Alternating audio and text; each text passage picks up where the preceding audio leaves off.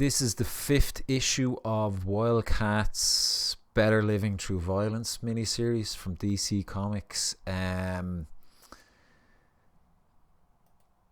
It's weird. This whole series now just feels like almost like just let that writer do whatever they want, because it's like a complete it's just a complete rehash of these characters. So enjoy just the twists and turns of the reclassifications of all the characters and stuff. And I don't know, I can't really get into it. Like, I just can't get into it. And I think I just reviewed another book there a minute ago, an indie book, and it feels like in that now, if characters die or things happen, you know, it has meaning. And I know this is like the main all these Twitter wars for a long time now. It's all about like what's going on in the mainstream comics, and like just kind of the dilution of the characters, and like, you know, the retelling and relaunching and, you know, all that crack. Like it's an ongoing discussion, and you can't help but feel it sometimes on a book that you love or characters that you love. Like, but just to cover this issue, I'll try and go through it fast because it's weird. I'm not too excited about it, and I don't think anybody else is either. But one kind of weird thing is like the Deathblow characters. So like Deathblow, if I actually put in Deathblow, Wildstorm. So Deathblow was he's like a war veteran, like, you know, like he's like this big beefy war veteran, you know, who's been in all these battles.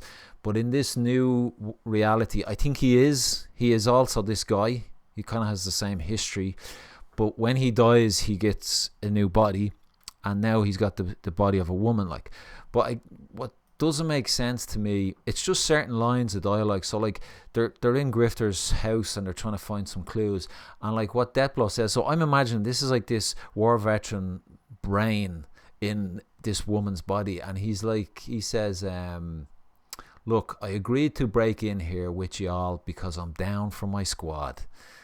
It just doesn't sound like something he'd say. Like, you know, that sounds like something somebody would say now, like, you know, like I don't know, like a 16-year-old from the year 2024. Like, and it's just sometimes those little things throw me off. Like, but essentially, like they brought Superman into this issue for pages and pages, and it seems like just to bring Superman in, really, like, and let's have Superman fight some of the characters from the world. Like, he fights Mr. Majestic, and, you know, Superman beats him. Like, you know, there's kind of a pecking order here. So Superman's he's like the apex predator, you know.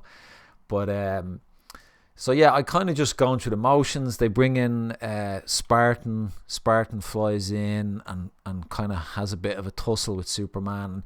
I think it's just like they probably said, let's just do this scene so that the Wildstorm fans will buy this book and they'll get a kick out of Spartan fighting Superman. But for me, that doesn't work. Like, you know, I want the Wildstorm characters to go on their own adventures and not bring in all these characters. Like, but there could be lots of people out there that love this. That's a really nice shot there of the two of them going into this building. I think this artist uses kind of 3D models for the environment stuff, because like some of it just it almost looks too good, too perfect.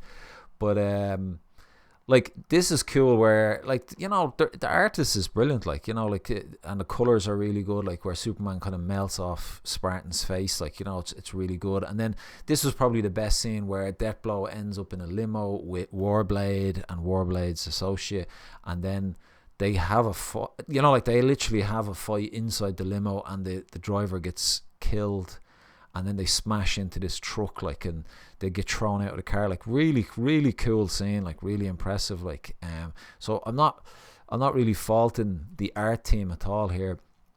I guess here's another one of these, like, where I think the writer's just throwing in a twist, but I just find it hard to get invested in any of it, because like I said, with indie books now, you feel like there's kind of going to be this unchanging continuity if the book manages to get multiple issues, that is. Like, but with this now, it turns out that the grifter that died in the last issue is not their world's grifter, and that there's another grifter.